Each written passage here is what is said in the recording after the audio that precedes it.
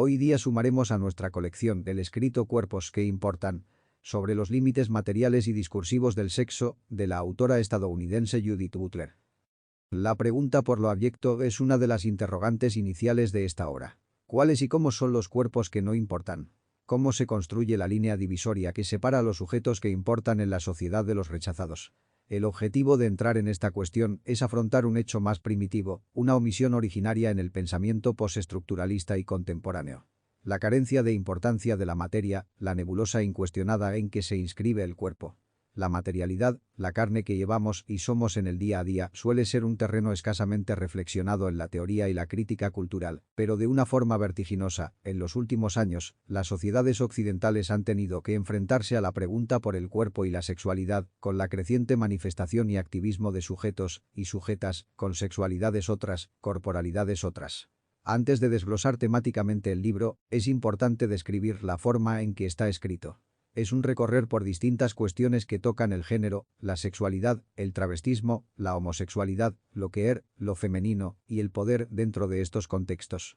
No encontramos una escritura teórica lineal estructurada por una columna vertebral. Hay distintas interrogantes que la autora expone de forma explícita, incluso preguntas personales que se hace a sí misma y que motivan su reflexión, las cuales responde en forma de tanteo, de camino serpenteante, nunca absoluto, siempre dialogante con el lector y con obras literarias y otros aportes teóricos actuales.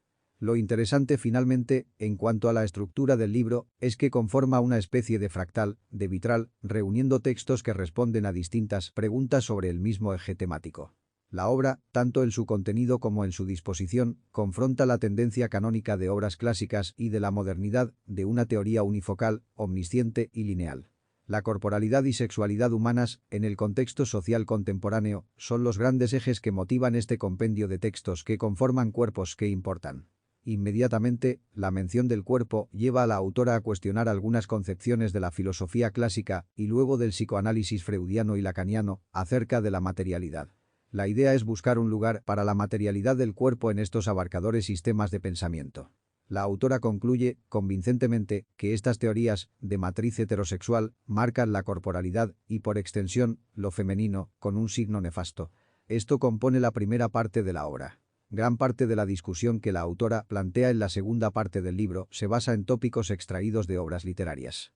Butler utiliza como ejemplo algunas novelas y cuentos de dos autoras norteamericanas, Willa Cather y Nella Larsen. La exposición de Butler permite comprender cuáles son los puntos en las obras que llaman su atención reflexiva. Existe, en estas, una especie de transformismo, o mejor dicho de tránsito de la figura del narrador, el cual presenta descripciones fluctuantes acerca de su género, acerca de su misma condición de sujeto. El planteamiento de Butler sobre algunos puntos de la teoría aristotélica abre en la primera parte del libro. En este corpus, la autora encuentra de partida una matriz heterosexual, dominada por el pensamiento masculino, y que se refiere a lo femenino como lo que no puede ser nombrado, no como prohibido, sino como indecible, escasamente inteligible. Esa misma asunción que clausura ocurre en torno a la materia, que se toma como la base biológico-corporal que sustenta la vida intelectual. Si la materialidad es la base no construida, la premisa irreductible, lo femenino cae en una clasificación similar. Según Butler, una forma menos ingenua e inteligente de aproximarse a un discurso es analizarlo en cuanto a sus exclusiones y a través de ellas hacer crítica de sus conceptos básicos.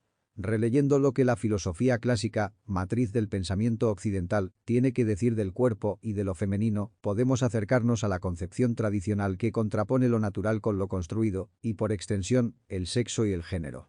El sexo como lo natural, lo no determinado e intocado, es una definición que se queda corta, ya que bajo esa comprensión, la carne se diluye en el discurso. Siguiendo a Freud, el cuerpo se transforma en una partición fantásmica, una experiencia psíquica. Pero el cuerpo es inteligible en esa simultaneidad entre la idea y el cuerpo como fenómeno accesible. Luego, el género, como la asunción cultural de una determinada sexualidad, se desliga de esa morfología carnal que ha quedado en la penumbra fantásmica, puede no tocarlo y no ser influido por su determinación. Pero con una mirada contemporánea que se suelte de esa rigidez teórica, el género puede pensarse como un sistema de relaciones móviles en que las posiciones, y por supuesto, las materialidades del yo y el otros o el nosotros interactúan en una especie de coreografía normada y dirigida dentro de un contexto para determinar al sujeto. Siguiendo con este análisis del género y la sexualidad en la teoría occidental, Butler da cuenta de una crítica, un diagnóstico de lo clausuradamente heterosexual que es el sistema de pensamiento freudiano-lacaniano. La autora exhibe los amarres de una mentalidad masculina decimonónica que contienen las máximas de la teoría lacaniana. No hay cuerpo anterior a su marcación simbólica, la identificación del sujeto obedece a una prohibición primigenia. En los roles de la psicología freudiana, madre, padre e hijo, al hijo le está prohibido identificarse con la madre, la marcación de género es de partida el ejercicio de una restricción. Al exponer este sistema de identificación sexual, la autora además sustenta uno de los planteamientos centrales en su postura. No hay identificación, no hay sujeto sin que obre el ejercicio de un poder, de una normativa prohibitiva. El sujeto se constituye a través de una fuerza de exclusión y abyección, indica de forma temprana la autora. Esta noción de que no hay formación de sujeto sin que obre una normatividad recorre la mayor parte de la obra y entronca con la visión del poder que desarrolla Foucault a lo largo de su pensamiento. Ahora, tal vez, en vez de normatividad, sería mejor decir normatividades e identificaciones que son producidas por esa variedad cambiante y frecuente, por ese flujo de restricciones y mandatos que están siempre produciendo identificaciones subjetivas. La idea de fractalidad del conjunto es la que debe primar al comprender el cómo la autora explica y hace operativo el concepto de poder. Para la teoría lacaniana, tal vez, existe solo una, la ley del padre, la que da forma al sujeto en una matriz heterosexual de identificación, pero Butler lo entiende más bien como un mecanismo en el que desembocan varios afluentes, dando como resultado no un sujeto siempre cuajado, sino un proceso. Este devenir normativo es la forma que la autora tiene de redefinir y complementar la noción del feminismo y la teoría queer primitiva. La performatividad. Si por este concepto se entiende una elección deliberada de la sexualidad y el sexo, Butler corrige diciendo que el mandato performativo es, ante todo, una posibilidad de acatamiento subversivo de las normatividades que permiten la configuración de una sexualidad viable. No hay asunción de una sexualidad, abyecta o viable, sin que obre una matriz de normativas ambivalentes que contribuyen a construir un yo que nunca cuaja del todo. No somos un sujeto, somos una encrucijada. Ante una idea conservadora de sexualidad como impuesta y natural, porque está ligada a un cuerpo sexuado, que debe devenir en una identificación de género acorde a esta matriz heterosexual, la autora dispone este dúo de conceptos: transferible y performativa. Ya establecimos que la performatividad no es un ejercicio puro de voluntad, sino un proceso determinado por asunciones que se realizan dentro de un marco normativo. Ahora, la transferibilidad es una propiedad que Butler identifica al analizar sexualidades que se manifiestan como subversivas al modelo heterosexual. Tomando la misma definición lacaniana de falo como significante privilegiado, como representación del poder masculino de definir, designar y nombrar otros cuerpos, de penetrarlos, la autora describe un proceso mediante el cual este poder es transferible a sexualidades otras. Se da una posibilidad de empoderamiento de sujetos que exhiben el sexo de forma subversiva a través de la existencia de un falo lesbiano. Tanto al proponer este concepto, como en cada uno de sus análisis, Butler cumple con una consigna reivindicadora, pero más aún, inclusiva. Tal vez siempre al trabajar alrededor de conceptos desarrollados por la teoría de género se esté promoviendo una mayor comprensión de la homosexualidad, del travestismo y otras sexualidades que se consideran generalmente como socialmente anómalas y teóricamente insondables, igualmente excluidas. Pero lo que en mayor medida realiza la autora es precisamente indagar en este último campo.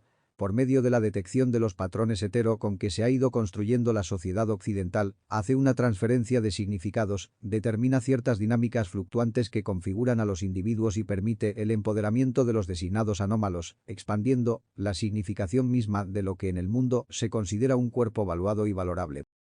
Las motivaciones que atraviesan este libro son contestatarias, pero constructivas, en cuanto a las estructuras de poder que definen qué sexo, qué cuerpo, qué sexualidad manifestamos. La autora se permite la pregunta por la búsqueda de un amor que no nazca del repudio. La diferenciación heterosexual es finalmente eso, un rechazo, sin un origen heterosexual, y finalmente, por la creación de una configuración cultural alternativa, que pueda mirar de frente e incluir a estos cuerpos que no importan fuera de los patrones del régimen simbólico hegemónico. Espero que les haya sido de utilidad y sigan coleccionando conocimiento.